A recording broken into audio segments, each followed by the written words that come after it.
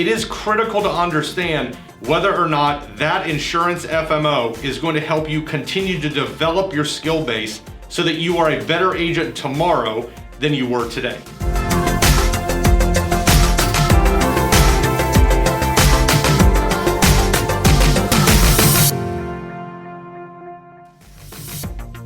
Good morning, insurance agents of the senior market. Welcome back here to Near and Far. Glad you could join us this morning. It is Wednesday, April 28th, bright and early.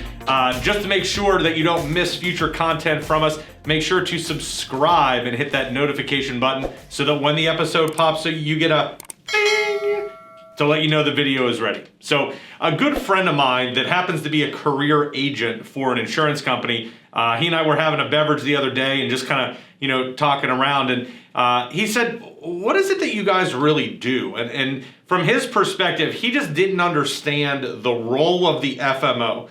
And more importantly, how does an agent choose one? I mean, if you go on to Google and you just start typing in insurance FMO, it's going to be page upon page upon page of all sorts of insurance distributors. And that begot the question, how does an agent decide what FMO is right for them? So as part of that conversation, just kind of share with you what I told him. Here are what I think the 4 keys are for any agent to select an insurance FMO. So number 1, first most important item, will they invest in you? So this is a key item. Any insurance FMO is going to be able to provide contracts to you, but how will they invest real dollars in your business to help you grow? So we'd actually done an episode of Near and Far a few weeks ago, specifically on how to get your FMO to invest in you. So if you want to hit the card hanging above my head, you can do that if you want to check that episode out. But very specifically, the questions you need to ask an FMO that you're thinking about working with is, do they have a structured lead program? Is there a business plan process?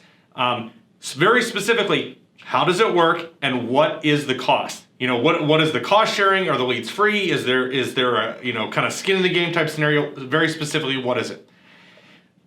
Any FMO who cannot give you quick and simple answers to these questions, it's a red flag. It's time to move on, because organizations that can't give answers to those questions, you're going to find down the line, all of a sudden, that dollars dry up and you're back on your own.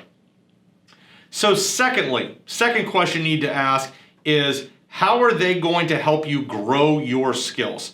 So Alec Baldwin always said, always be closing. Well, I would say in this regard, as an insurance agent, you always need to be learning. That if you are not constantly working on improving the tools in your toolbox, you're going to get left behind by your competition. So it's critical that you are staying abreast of current plans in the market, strategies that will help you take leads and turn them into sales. And the types of things I'm talking about are, do they have a YouTube channel?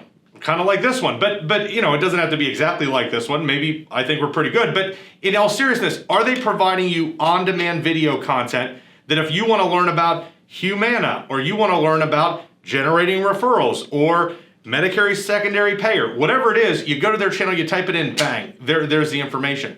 Are they doing webinars? Will they do one-on-one skill building with whoever your sales director or sales manager are? Are they doing live training events in your market? And lastly, are they going to do any sort of in-person development, like coming out, meeting with you at your office, doing ride-alongs, doing sales trainings? It is critical to understand whether or not that insurance FMO is going to help you continue to develop your skill base so that you are a better agent tomorrow than you were today. So number 3, third key in terms of picking an insurance FMO is, do they have the technology that you need? So let's just think about it this way. I'm living in a digital world and I am a digital girl. So Madonna sings it better than I do, certainly. But the point is this. With so much business being conducted face-to-face, you still need high-end tools, even if you are not a phone sale agent. If you are, you definitely need these tools. But even if you're still conducting business across the kitchen table, you need high-end tools that are going to help you be more effective and efficient. So some examples of this, questions you need to ask an FMO before you start working with them. Do they have a multi-carrier online enrollment tool? Do they offer a CRM? Do they have an app-based quote engine? Will they help you develop your social media presence, your website presence? These are critical items in today's environment where so much more engagement and activity is happening online, as well as the fact that you need to be able to have the tools to convert online. These are keys to maximizing your skills, also becoming more effective and efficient, and as I said before, taking from leads and making them sales. Now the fourth key, and this is a tougher one to evaluate, but it is absolutely just as important, is does this organization believe in real agent service? So many organizations you're going to call are going to say, yes, we're great at servicing agents. We're really great at servicing agents. But are they? Here are some questions you can ask to help you evaluate whether or not that's the case. Go to whoever it is you're speaking to at an FMO that you're evaluating and say, I want to know specifically what person in your organization deals with client enrollment issues, deals with contracting, deals with certification if you're looking at Medicare Advantage.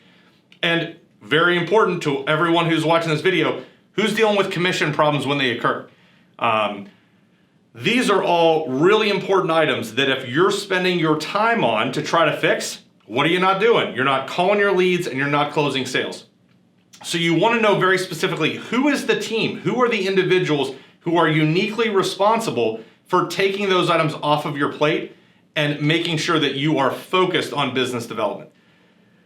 Another item that will probably help to indicate whether or not that organization believes in real agent services, do they pick up the phone when you call?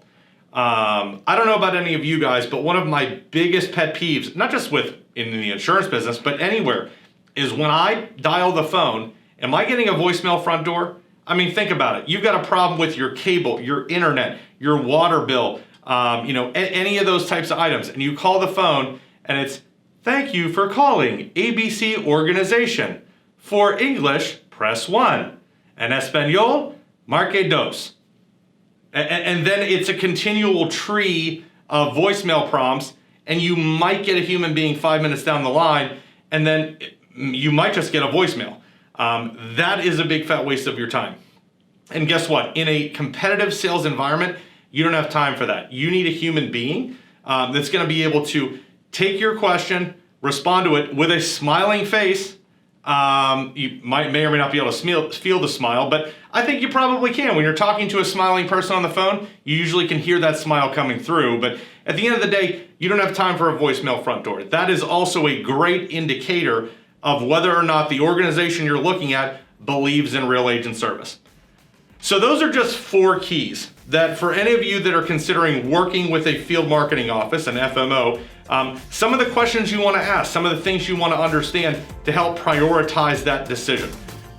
So hopefully that's helpful to you in terms of trying to pick a partner. So I hope this has been great. So we will be back with you on Friday, April 30th at 7 a.m. here on Near and Far. I'm Bill, and we'll see you on Friday. Take care.